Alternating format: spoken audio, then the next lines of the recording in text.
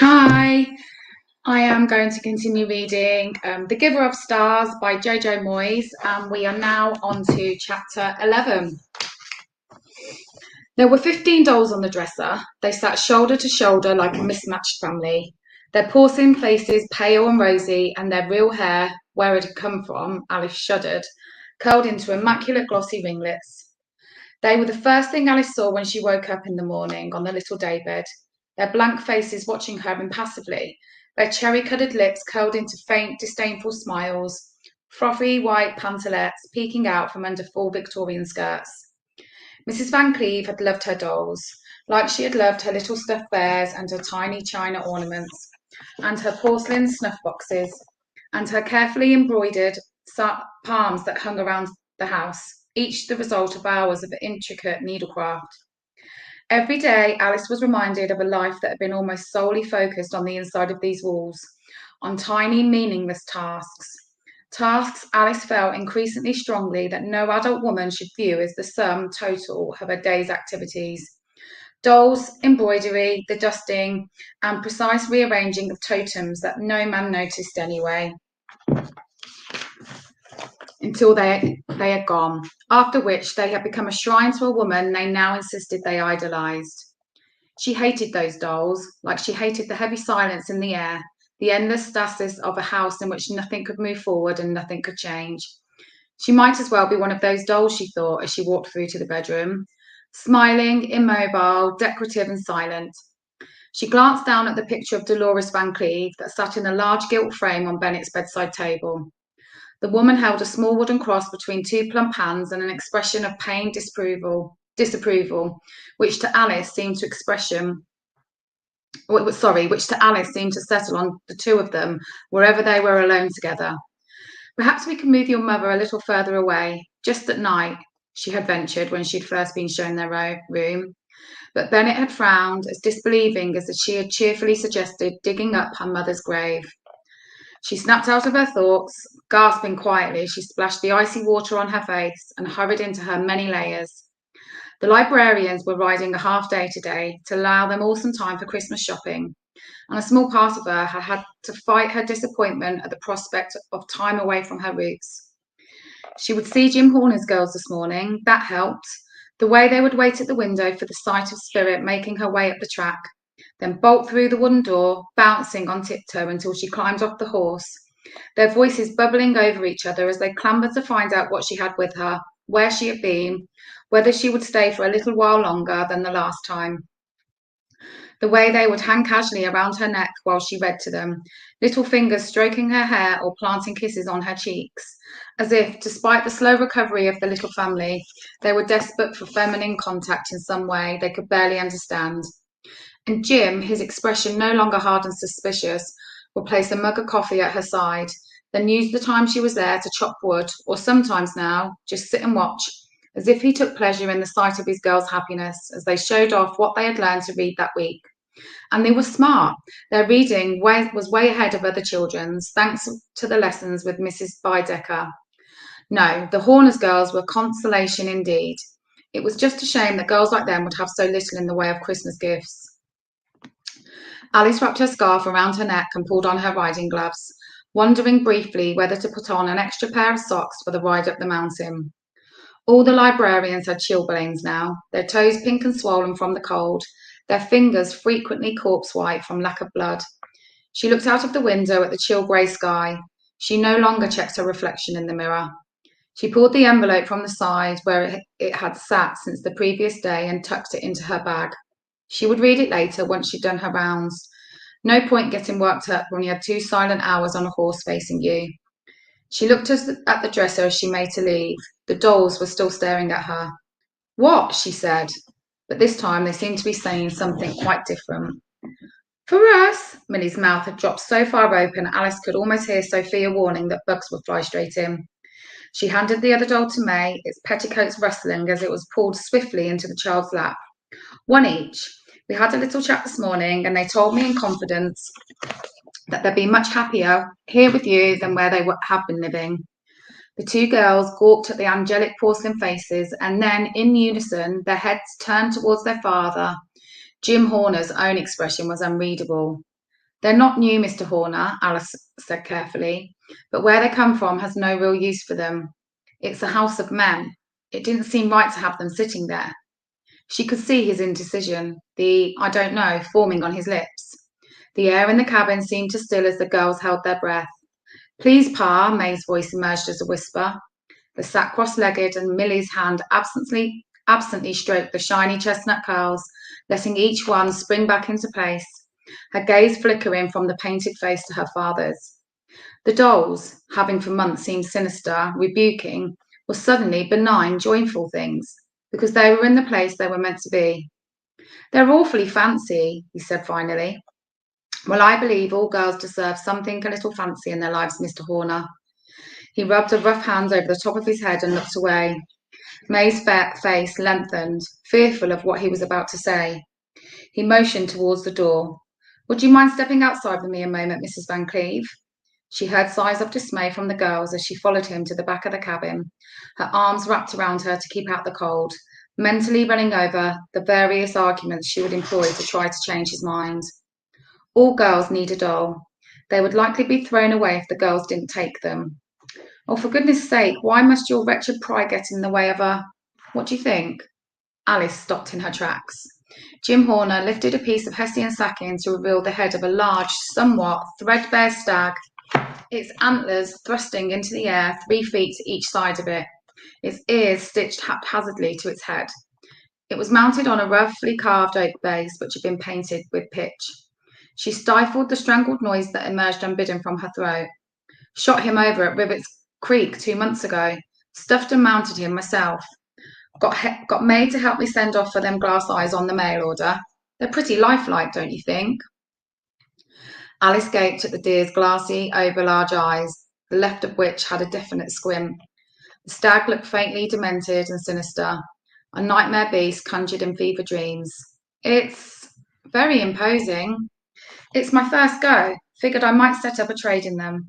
Do one every few weeks and sell them in the town. Help keep us going through the winter months." "That's an idea. Maybe you could do some smaller creatures too. A rabbit or a ground squirrel." He mulled this over, then nodded. "So you'll take it?" "I'm sorry." "For the dolls? A trade?" Alice lifted her palms. "Oh, Mr. Horner, you really don't need to." "Can't take 'em for nothing." He folded his arms firmly across his chest and waited. "What the heck is that?" said Beth as Alice dismounted wearily, pulling bits of foliage from the deer's antlers. It had caught on every second tree the whole way down the mountain, causing her almost to fall off several times, and now looked even more bedraggled and wonky than it had on the ridge, strung with a variety of stray twigs and leaves. She walked up the steps and placed it carefully against the wall, reminding herself, as she had done now 100 times, of the joy on the girls' faces as they learned the dolls were truly theirs, the way they cradled and sang to them, their endless thanks and kisses, the softening of the planes on Jim Horner's face as he looked on. "It's our new mascot." "Our what?" "Touch a hair on its head and I'll stuff you worse than Mr. Horner stuffed that deer." "Shoot," said Beth to Izzy, as Alice strode back out to her horse. "Remember when Alice made out like she was a lady?" Lunch service had nearly finished at the White Horse Hotel, Lexington, and the restaurant had started to thin out, leaving tables scattered with a detritus of napkins and empty glasses. Fortified, the guests wrapped themselves in scarves and hats. They were braced to venture back out onto sidewalks teeming with last-minute Christmas shoppers. Mr. Van Cleve, who had eaten well on a sirloin steak and fried potatoes, leaned back in his chair and stroked his stomach with both hands, a gesture that conveyed a satisfaction he seemed to feel less and less in other areas of life. The girl was giving him indigestion. In any other town, such misdemeanors might eventually be forgotten, but in Baileyville, a grudge could last a century and still nurture a head of steam. The people of Baileyville were descended from Celts, from Scots and Irish families, who could hold on to resentment until it was dried out like beef jerky and bearing no resemblance to its original self. And Mr. Van Cleve, although he was about as Celtic as the Cherokee sign on the outside of the gas station, had absorbed his trait thoroughly. More than that, he had his daddy's habit of fixing on one person, then training on them his grievances and blaming them for all that ailed him. That person was Marjorie O'Hare. He rose with a curse for her on his lips, and he went to sleep with images of her taunting him. Beside him, Bennett tapped intermittently on the side of the table with his fingers. He could tell the boy wanted to be elsewhere. In truth, he didn't seem to have the focus needed for business. The other day, he had caught a gang of miners mimicking his obsession with cleanliness, pretending to rub at their blackened overalls as he passed. They straightened when they saw him watching, but the sight of his son being mocked pained him. At first, he had been almost proud of Bennett's determination to marry the English girl. He seemed to know his own mind, finally. Dolores had cosseted the boy, so fussing over him as if he were a girl. He had stood a little taller when he informed Van Cleve that he and Alice were to be married. And well, it was a shame about Peggy, but that was just too bad. It was good to see him hold a firm opinion for once. Now he watched the boy gradually emasculated by the English girl and her sharp tongue, her odd ways, and he regretted the day he had ever been convinced to take that damn European tour. No good ever came from mixing, not with coloureds, and it turned out not with Europeans either. You've left crumbs here, boy. He stabbed a fat finger on the table so that the waiter apologised and hurriedly combed them off onto a plate. A bourbon, Governor Hatch, to round things off. Well, if you're going to twist my arm, Jeff. Bennett? Not for me, Pa. Get me a couple of Boone County bourbons straight up, no ice. Yes, sir. Bennett, you want to head over to the tailor while the governor and I talk business? Ask him if he's got any more of those dress shirts, will you? I'll be there shortly. He waited for his son to disappear from his table before he leaned forward and spoke again. Now, Governor, I was hoping to discuss a matter of certain sensitivity with you. Not more problems at the mine, Mr. Van Cleve. I hope you're not dealing with the same mess as they're having down in there in Harlem. You know they've got state troopers lined up to head in if they can't sort themselves out. There's machine guns and all sorts heading back and forth across state lines. Oh, you know, we work hard to keep a lid on that kind of thing at Hoffman. No good can come of the unions, we know that. We've been sure to take measures to protect our mine at the very whisper of trouble. Glad to hear it, glad to hear it. So, what seems to be the problem? Mr. Van Cleve leaned forward over the table. It's this library business. The governor frowned. The Woman's Library, Mrs. Roosevelt's initiative. These women taking books to rural families and the like. Ah, yes, part of the WPA, I believe. The very one. Now, while I'm usually a great supporter of such enterprises, I absolutely agree with our President and the First Lady that we should be doing what we can to educate our populace. I have to say that the women, well, certain women in our county are causing problems. Problems? They're travelling libraries, fomenting unrest. It's encouraging all sorts of irregular behaviour. For instance, Hoffman Mining was planning to explore new areas on the North Ridge, the kind of thing we've been doing entirely legitimately for decades. Now, I believe these librarians have been spreading rumours and falsehoods about it, because the next thing we've been hit with is a series of legal orders forbidding us our usual mining rights in the area. Not just one family, but a great number of them have signed up to block our path. That's unfortunate. The governor lit a cigarette, offering Mr. Van Cleve the packet, which he refused. Indeed. If they do this with other families, we'll end up with nowhere to mine, and then what are we supposed to do? We are a major employer in this part of Kentucky. We provide a vital resource to our great nation. Well, Jeff, you know, it doesn't take a lot to get folk up in arms about mining these days. You do have proof it was these librarians stirring things up? Well, here's the thing. Half the families now blocking us through the courts couldn't read a word last year. Where would they have got the information on legal matters if it wasn't for these library books? The bourbons arrived.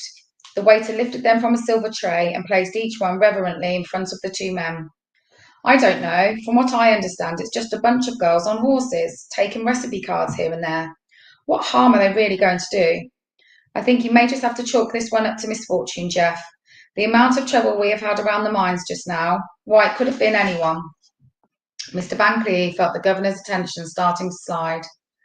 It's not just the mines, they're changing the very dynamics of our society. They are fixing to alter the laws of nature. The laws of nature? When the governor looked disbelieving, he added, there are reports of our women engaging in unnatural practices. Now he had his attention. The governor leaned forward. My son, God bless him, my wife and I raised him accordingly to godly principles, so I admit he is not entirely worldly in conjugal matters, but he tells me that his young bride, who has taken up work at this library, mentioned to him a book the women are passing among them, a book of sexual content. Sexual content? Quite. The governor took a gulp of his drink. And what would this sexual content comprise exactly? Well, I don't want to shock you, Governor. I won't go into details. Oh, I can take it, Jeff. Go into all the details you like. Mr. Van Cleve glanced behind him and lowered his voice. He said his bride, who was by all accounts brought up like a princess, from a very good family, you understand, well, she was suggesting she do things to him in the bedroom that one might expect at a French whorehouse. A French whorehouse? The governor swallowed hard. At first I thought this was maybe an English thing, due to their proximity to the European ways, you know. But Bennett told me she said it was definitely from the library, spreading filth, suggestions that will make a grown man blush. I mean, where will it end? That's the pretty blonde, the one I met last year at dinner. The very one. Alice. Finer than frog hair. The shock of hearing salaciousness proposed by a girl like that. Well, the governor took another very long sip of his drink. His eyes had gone a little glassy. Did he give details of the exact activity she was proposing? Just so you know, I can be clear on the full picture. Mr. Van Cleve shook his head. Poor Bennett was so shook up it took him weeks to even confide in me. Hasn't felt able to lay a finger on her since. I mean, it ain't right, Governor, not for decent, God-fearing wives to be suggesting such deviance. The governor appeared deep in thought. Governor? Filth, right, sorry, yes, I mean no. Anyway, I would appreciate knowing whether other counties are having the same issues with their women in these so-called libraries. I can't believe this is a good thing for our workforce or Christian families. My inclination would be to shut the scheme down altogether. Likewise with this mining permission business. Mr. Van Cleve folded his napkin and laid it on the table. The governor was still apparently considering this very carefully. Or perhaps you think the best way forward would be just to deal with the matter in whichever way we thought fit? He wasn't sure.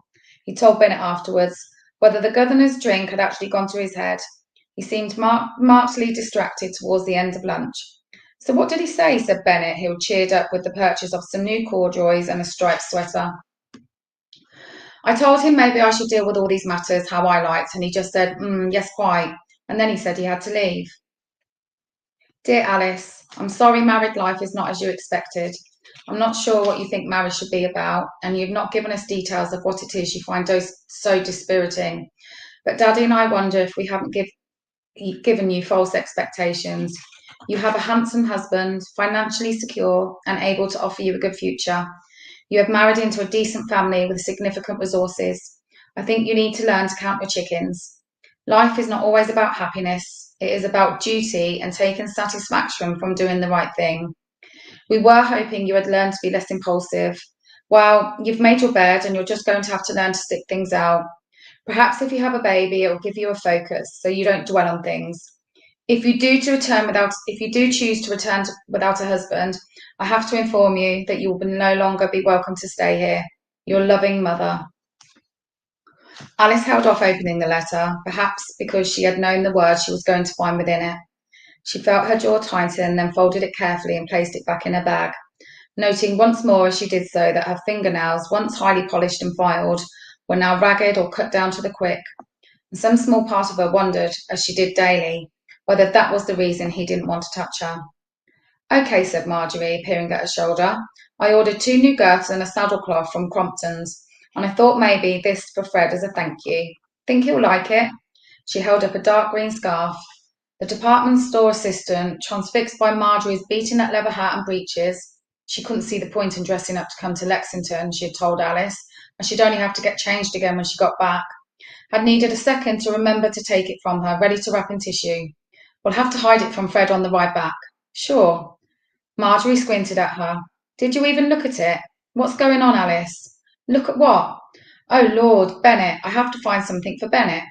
Alice's hands flew to her face as she realised she no longer knew what her husband liked, let alone his collar size. She reached for a set of boxed handkerchiefs on the shelf, decorated with a sprig of holly. Were handkerchiefs too impersonal a gift for one's husband? How intimate could a gift be when you hadn't seen more than an inch of his bare skin for the best part of 6 weeks? She startled as Marjorie took her arm, steering her towards a quiet part of the men's department. Alice, are you okay? Because you've got a face on you most days like blinked milk. There are no complaints, are there? Alex glanced down at the handkerchiefs. Would it be better if she had his initials embroidered on them? She tried to imagine Bennett opening them on Christmas morning. Somehow she couldn't picture him smiling. She couldn't imagine him smiling at anything she did anymore. Anyway, she said, her tone defensive, you're a fine one to talk.